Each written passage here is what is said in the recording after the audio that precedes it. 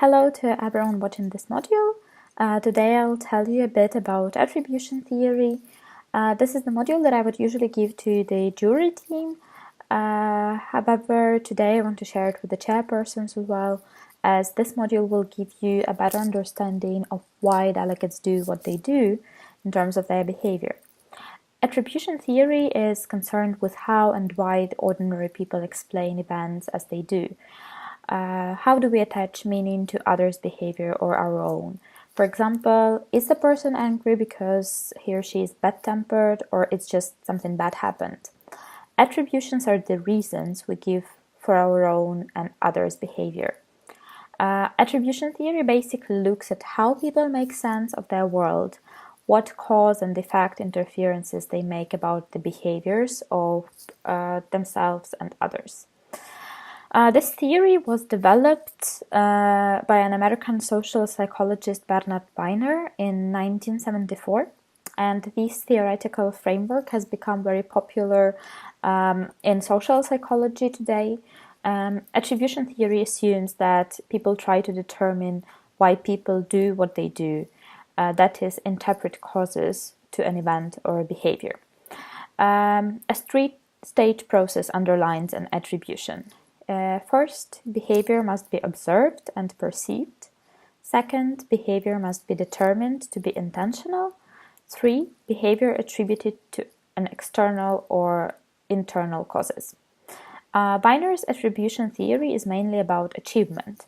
According to him, the most important factors affecting attributions are ability, effort, task difficulty, and luck. And all attributions are classified along 3 causal dimensions: locus of control, stability, and controllability. Let's look closer at each of these dimensions.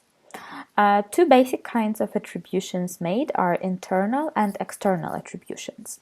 Internal attribution reflects the process of assigning the cause of behavior to some internal characteristic rather than to outside forces. When we explain the behavior of others, we look for enduring internal attributions, such as personality traits. For example, we attribute the behavior of a person to their personality, motives, and beliefs. External attribution is the process of assigning the cause or behavior to some situation or event outside of person's control rather than to some internal characteristic.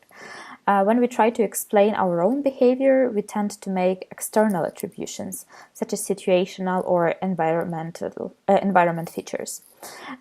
Researchers also distinguish between stable and unstable attributions. When people make a stable attribution, they infer that an event or behavior is due to stable, unchanging factors. When making an unstable attribution, they infer that an event or behavior is due to unstable, temporary factors.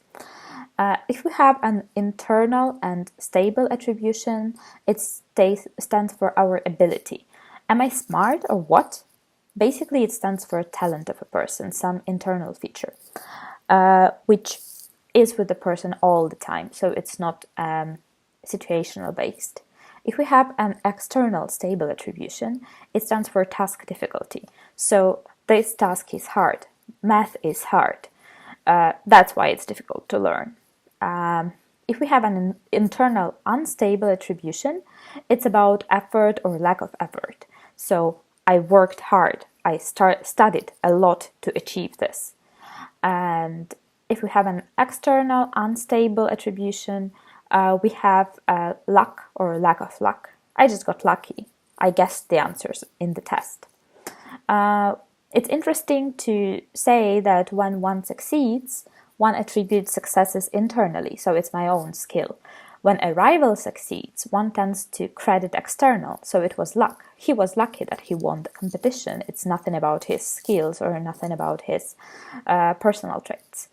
When one fails or makes mistakes, we will more likely use external attribution, attributing causes to situational factors rather than blaming ourselves.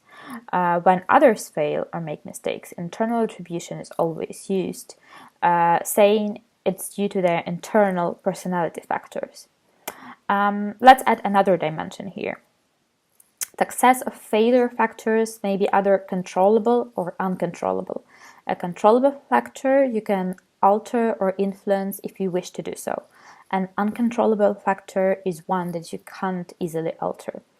If we try to make an example, quite an EYP example, let's try to analyze a behavior of a delegate using internal, external, stable, unstable, controllable, and uncontrollable attributions.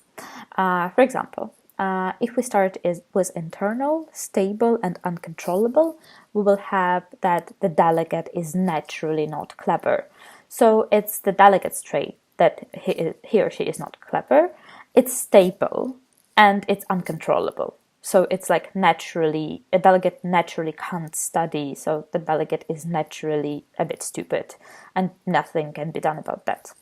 If we have an internal, unstable, and uncontrollable attribution, we will say that delegate is not interested in this particular topic. So it's uncontrollable because the delegate is already in this committee, we can't change it.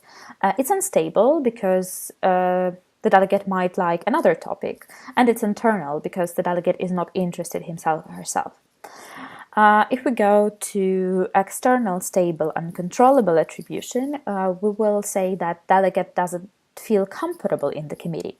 It's uncontrollable because the delegate is in this committee already and we can't do anything about that. It's stable because the delegate won't feel better in this committee because it's just the delegate doesn't feel comfortable in the committee. And it's external because it's nothing about the delegate. It's just like the surrounding which makes the delegate feel not comfortable in this committee. If we look at external, unstable, and uncontrollable factor, we will say something like someone spoiled delegate's mood. So it's uncontrollable because, well, mood is spoiled. It's unstable because the delegate might feel better later, and it's external because someone else did that. So it's not the fault of the delegate that someone came and spoiled the mood. If we look at internal, stable, controllable attribution, we will say that delegate needs to work a lot to prepare for the topic. So it's controllable because the delegate can sit down and work. It's stable because the delegate's abilities make him or her work to prepare for some particular topic, and it's internal because the delegate needs to have a willing to sit down and prepare for the topic. If we talk about internal, unstable, controllable attribution, we would say that delegate read a wrong TO. So it's controllable because the delegate could read the proper TO. It's unstable because this time he or she read wrong TO, next time it will be a right TO. And it's internal because the delegate made the mistake himself or herself. If we talk about external, stable, controllable attribution, we would say delegate avoids communication with people. It's controllable because the delegate can choose to communicate or not to communicate. It's stable because the delegate avoids it all the time. So basically, in general, the delegate is not really into communication with people.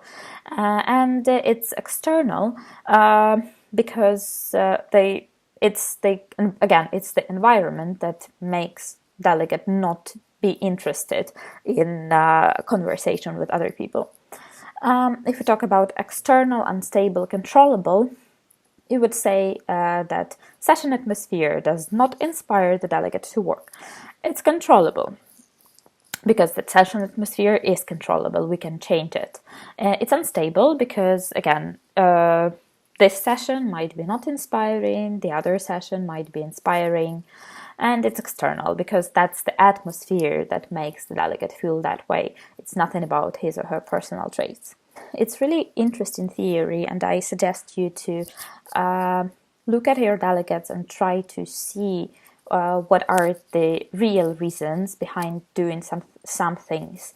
Because the delegate might be upset not because he or she is upset all the time, but something might have happened at home, and the delegate might not speak English just at this session, but in fact know English perfectly and be able to speak it at the next session.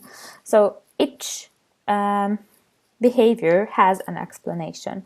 And basically, this theory needs to inspire you to look for this explanation and not just make a judgment based on some